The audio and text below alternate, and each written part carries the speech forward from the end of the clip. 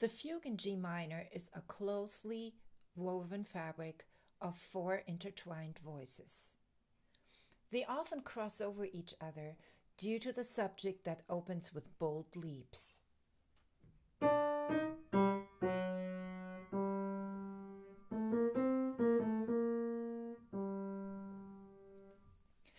The enthusiasm in this invitation to get moving is contagious.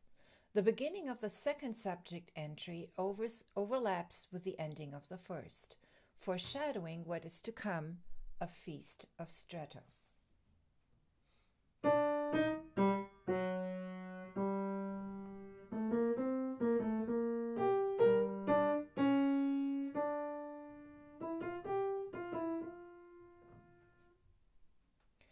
The subject has a counter-subject, a companion that appears in combination with the subject throughout the piece.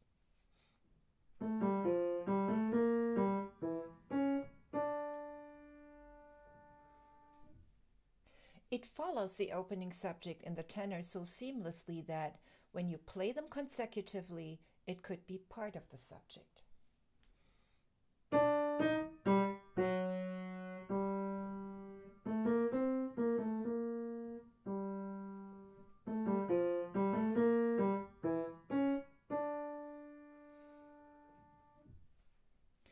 The exposition features the subject in all 4 voices in quick succession in the order tenor, soprano, bass, and alto.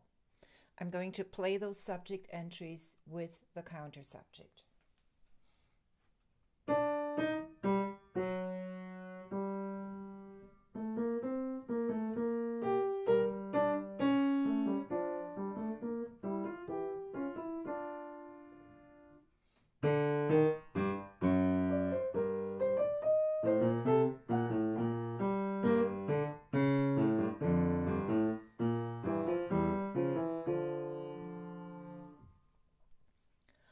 After that, we're ready for a little break that opens up some improvised freedom, the first episode.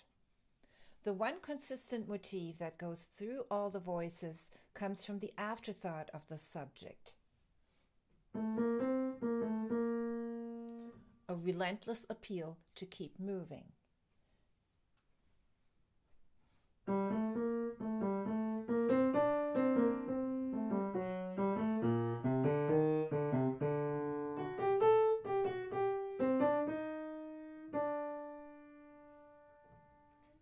Together with the other voices.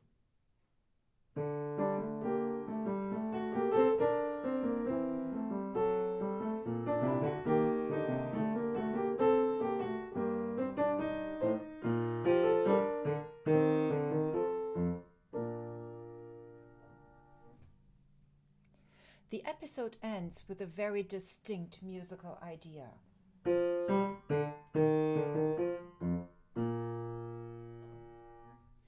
It takes us to a different place, B-flat major. Everything sounds brighter and even more reassured in this key. Bass and soprano join together for the first stretto in measure 17 and 18, which is also the climax of the development. It's right at the center of this section, joining the subject entries number 4 and 5 out of 8 altogether. I'm going to play the entire development.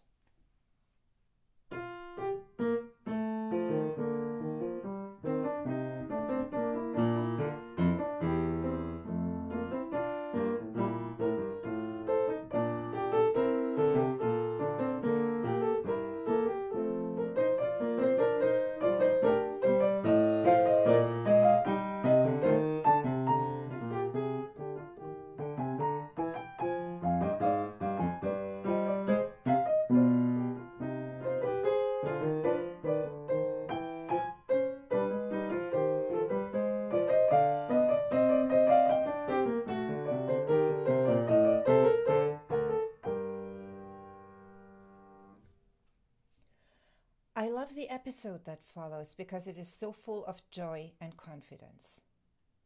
The bass keeps going in leaps and bounds, stringing the keep going motif from the subject into a continuous sequence.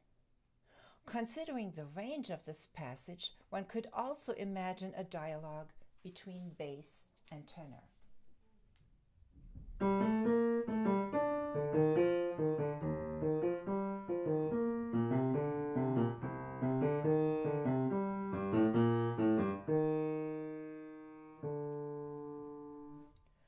Another dialogue takes place between alto and soprano. It is inspired by a motif that appeared in the first episode.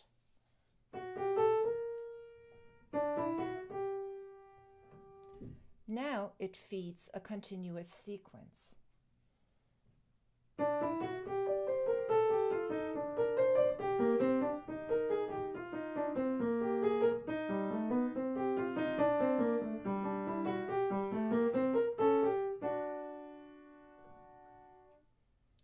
And all three voices together.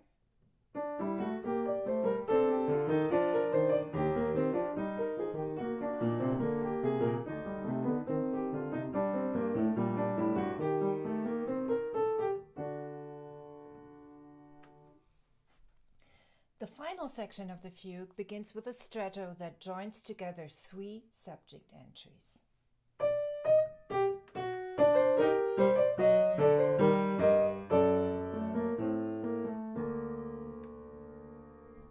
The short cadetta that follows features the keep-going motif from the afterthought of the subject.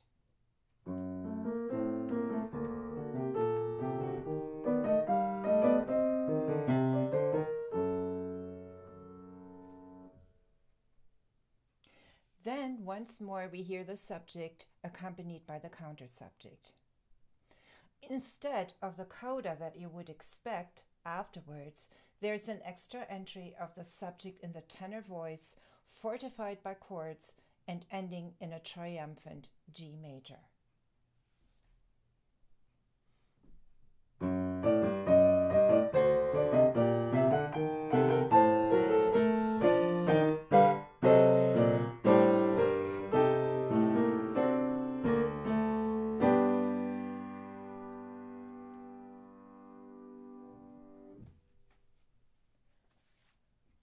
The Fugue in G minor is one of my favorite pieces from the Well-Tempered Clavier Book 1. It has a different expression of minor that we haven't encountered so far. Bach's fugues in minor keys have expressed grief in the C-sharp minor, F minor, F-sharp minor, mystery in the D minor and D-sharp minor fugues, even anger in the E minor fugue. If any, it's the fugue in C minor that comes closest to this one in its steady pacing and the determination to move forward. But it doesn't have the same exuberance, confidence, and yes, plain old joy. We find this expression in other works that Bach set in G minor, like the fugue from the second book of the Well-Tempered Clavier and the prelude of the English Suite in G minor. Two musical contemporaries of Bach, Charpentier and Mattheson, characterize the key of G minor as combining grandeur and seriousness. This kind of joy isn't light-hearted and fleeting, but grounded in effort and persistence. If the prelude is a description of the effort, the fugue is a tribute to resilience and a celebration of the accomplishment. Here's another short section from my memoir. The top of Mount Fuji is a desert of black ash and stones. A small mound of rocks marks the highest point. Karen and I stand there for a while, all by ourselves, two women who have walked all the way. There's not a cloud in the sky. Woods, villages, and lakes spread out at the foot of the mountain. The coastline appears in the distance. For a moment, I feel as if we've left the earth and touched the infinity of the blue sky above us. God must have felt like that after he finished the creation, rubbed the dust of his hands, and took a first look at the completion of his work. A roar of thunder. A patch of snow has broken loose from the wall of the crater and crashed into the depths. Then all is still again. Mankind, small, feeble human beings that we are, has survived in the face of the unbridled forces of nature. It is nothing short of a miracle. A world full of wonders is out there to be explored. I dig for a coin in my pocket and wedge it into a ridge of the weather-beaten Shinto gate at the summit, a meek sign of reverence to the glory of an unknown deity.